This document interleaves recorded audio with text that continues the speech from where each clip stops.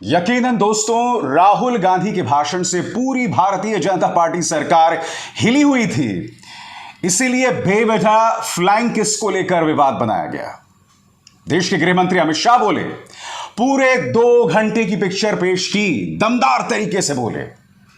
और जानते हैं मैं उनके भाषण का क्यों स्वागत करता हूं? क्योंकि पहली बार करीब 150 लोगों के मर जाने के बाद देश के गृह मंत्री कुकी और माइती समुदाय के लोगों से शांति की अपील कर रहे हैं, बातचीत की अपील कर रहे हैं संसद भवन से। वो अपील जो उन्हें मणिपुर में जाकर एक सभा में करनी चाहिए थी, एक प्रेस कॉन्फ्रेंस में करनी चाहिए थी, मगर देर आए दुरुस्त अमित जी, कम से कम आपने अपील की। कल 2 घंटे का भाषण था दोस्तों। कल भारतीय जनता पार्टी के तेवर में साफ तौर पर बौखलाहट नजर आ रही थी राहुल गांधी के भाषण को लेकर, मगर जो मुद्दे विपक्ष ने उठाए उसका बिल्कुल भी जवाब देश के गृह मंत्री अमित शाह ने नहीं दिया।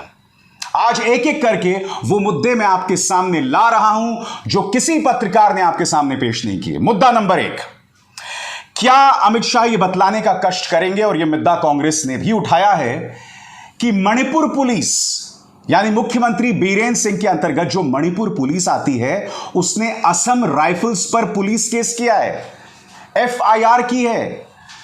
क्या आप जानते हैं असम राइफल्स के अंतर्गत कौन आता है? भारतीय सेना के जवान भी असम राइफल्स में होते हैं। यानी कि एक राज्य की पुलिस, एक राज्य की सरकार देश की सेना पर एफआईआर कर रही है। कल्पना कीजिए दोस्तों, यही बिहार के अंदर हुआ होता, यानी बिहार पुलिस ने या नीतीश सरकार ने कहीं भारतीय सेना पर एफआईआर किया होता। आप सोच सकते हैं यह मीडिया कितना बवाल करता, देशद्रोही बताता, उस सरकार को बदनाम करता। मगर मैं आपसे सवाल पूछना चाहता हूं, इस मुद्दे पर चूं कहीं सुनी आपने? सबसे बड़ी बात, कोई मीडिया इसकी चर्चा नहीं कर रहा। दूसरी बड़ी बात, देश के गृह मंत्री अमित शाह ने इस सीधे से सवाल का जवाब नहीं दिया। मैं आपको बतलाना चाहता हूं, पहले गौरव गोगोई जो हैं, जिन्होंने भाषण दिया था, उन्होंने बाकायदा एक अखबार का हवाला दिया है, Manipur police launch FIR against Assam rifles, यह आरोप लगाते हुए कि आपने कुकी उग्रवादियों को भागने दिया।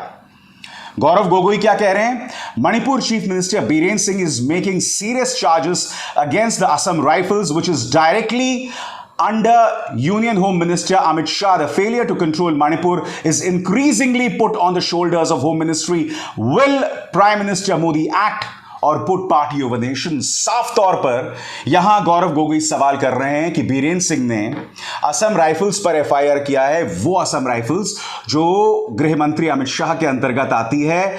यानी कि कहीं ना कहीं अमित शाह के नेतृत्व पर बड़ा सवाल और उनके गृह मंत्रालय की संभालने की काबिलियत पर सवाल। क्या प्रधानमंत्री मोदी कार्रवाई करेंगे? मैं फिर सवाल पूछना चाहता हूं, कल जब सदन में बड़ी बड़ी बातें देश के गृह मंत्री अमित शाह ने रखी, तो क्या उन्होंने इस मुद्दे को संबोधित किया जो इतना गंभीर है? मुद्दा नंबर 2 आपके सामने, और यह बहुत ही गंभीर मुद्दा है दोस्तों। 2017-18 से, जब से बीरेन सिंह की सरकार आई है, जब से डबल इंजन की सरकार आई है, सरकारी आंकड़े बता रहे हैं कि ड्रग्स का कारोबार बढ़ा है और वहां पर जो वन हैं उन्हें काटा जा रहा है। क्या देश के गृह मंत्री अमित शाह ने इस सवाल का जवाब दिया कि ड्रग्स का कारोबार क्यों बढ़ रहा है? इस सवाल का जवाब देना चाहिए कि नहीं? जब से बीरेन सिंह की सरकार आई है, क्या ड्रग्स का कारोबार नहीं बढ़ा है? क्या वनों को नहीं काटा गया है? तीसरा अहम सवाल दोस्तों, लगातार मीडिया में खबर आती रही कि उग्रवादियों ने हथियार लूटे, पुलिस के हथियार लूटे। विपक्ष तो यह भी आरोप लगा रहा है कि जानबूझकर लूटने दिया गया। बड़ा प्रश्न, क्या देश के गृह मंत्री अमित शाह ने इस सवाल का जवाब दिया कि मणिपुर में आखिर हथियार क्यों लूटे गए? क्यों लूटे गए हथियार? यह सवाल है, यह सवाल उठना चाहिए। और देश के गृह मंत्री अमित शाह इस सवाल का जवाब ही नहीं दे रहे हैं। यह बात आपको अटपटी नहीं लगती दोस्तों? अरे भाई, इस बात पर सवाल होना चाहिए कि ऐसा क्यों हो रहा है। और यही वजह है दोस्तों कि कल राहुल गांधी ने सदन में यह गंभीर आरोप लगाया था कि आपने भारत माता का अपमान किया है, उसकी हत्या की है। हालांकि उनके इस भाषण को एक्सपंज कर दिया गया है लोकसभा से, मगर उनका यह भाषण कांग्रेस के ट्विटर हैंडल पर है। बात यहां नहीं दोस्तों, राहुल गांधी के इस ताने पर भी कोई जवाब नहीं आया जब उन्होंने अडानी का जिक्र किया। हालांकि अडानी का जैसे ही जिक्र किया, पूरा जो भारतीय जनता पार्टी है वो उठ खड़ा हुआ, बौखला गया। देश के गृह मंत्री कई और बातें भी कह रहे थे। मसलन उन्होंने जिक्र किया कलावती का, कि कलावती के घर जाके राहुल गांधी ने खाना खाया, मगर कलावती के लिए उन्होंने कुछ नहीं किया। कांग्रेस के नेता जयराम रमेश ने ट्वीट किया है जिसमें वो क्या कह रहे हैं मैं पढ़ के सुनाना चाहता हूं। अमित शाह पूरी तरह अपने साहेब के दिखाए गए राह पर चल रहे हैं। चुनावी रैली तो छोड़िए, संसद में देश को गुमराह करने के लिए कुछ भी बोल रहे हैं। कलावती से मुलाकात के बाद राहुल गांधी ने उनके लिए क्या किया वो खुद बता चुकी हैं। आता आपल्याला राहुल भाऊनं आपल्याला भेट दिल्यानंतर आपलं त्यानं दारिद्र्य दूर केलं, तर आपल्याला जरासं आता समाधानच आहे। 3 लाख रुपयाची पहिला चेकच दिली। बड़ा प्रश्न, क्या मीडिया यह सवाल कर रहा है? क्या मीडिया को यह सवाल करना चाहिए? दोस्तों मीडिया क्या कर रहा था मैं आपको बताता हूं। आज तक पर देखिए, आज तक पर अमित शाह और प्रधानमंत्री नरेंद्र मोदी को वीरेंद्र सहवाग और सचिन तेंदुलकर के तौर पर पेश किया जा रहा है। राहुल गांधी के भाषण के दौरान जिस तरह से कैमरा लगातार लोकसभा स्पीकर ओम बिरला पर था, 37 मिनट में से महज 12 से 13 मिनट राहुल गांधी के चेहरे पर था। यह मुद्दा मीडिया को उठाना चाहिए था कि लोकसभा के अंदर हो क्या रहा है, मगर वो लोग प्रधानमंत्री को सचिन तेंदुलकर और गृह मंत्री को वीरेंद्र सहवाग बना रहे थे। और हां, चुम्मे पर विवाद। पहली बात दोस्तों, वो वीडियो मैंने दोबारा देखा था। ये नहीं समझ आ रहा है कि वो फ्लाइंग किस दे भी रहे हैं, और वो फ्लाइंग किस स्मृति ईरानी की तरफ नहीं दे रहे हैं। उनका जो फ्लाइंग किस जा रहा है वो लोकसभा के अध्यक्ष की तरफ जा रहा है, अगर उन्होंने फ्लाइंग किस दी है तो। मगर मैं एक सवाल पूछना चाहता हूं, फ्लाइंग किस से इतनी नफरत क्यों भाई? अब जाहिर सी बात है कि जब आप पिछले 9 साल से नफरत का पाठ पढ़ा रहे हैं, जब आप लोगों की नसों में नफरत भर रहे हैं, जहर भर रहे हैं, तो भाई फ्लाइंग किस से तो आपत्ति होगी।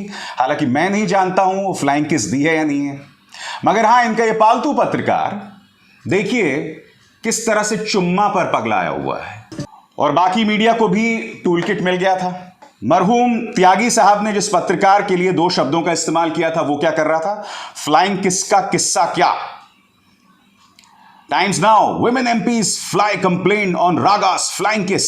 इसमें इनकी बदमाशी देखिए। राहुल गांधी की पुरानी तस्वीर का इस्तेमाल किया गया दोस्तों। राहुल गांधी की कल की तस्वीर नहीं थी जिसमें राहुल गांधी कोई बात कर रहे हैं, जिसमें शायद किसी सभा में वो फ्लाइंग किस दे रहे हैं, नहीं दे रहे हैं, हम नहीं जानते हैं।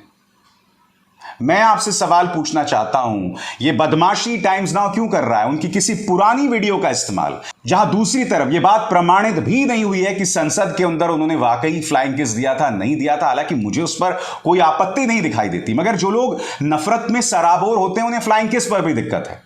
मगर बदमाशी देखिए टाइम्स नाउ की, राहुल गांधी की एक पुरानी तस्वीर आप देख सकते हैं।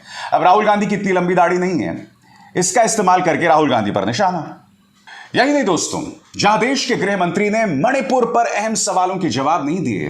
क्या आप जानते हैं कि पंजाब और हरियाणा हाईकोर्ट ने हरियाणा में जो चल रहा है, जिस तरह से बुलडोजर का इस्तेमाल किया जा रहा है, उसमें पंजाब और हरियाणा हाईकोर्ट ने खट्टर सरकार की कड़ी आलोचना की है। यह कहा है कि आपको किसने कहा है बुलडोजर चलाने के लिए?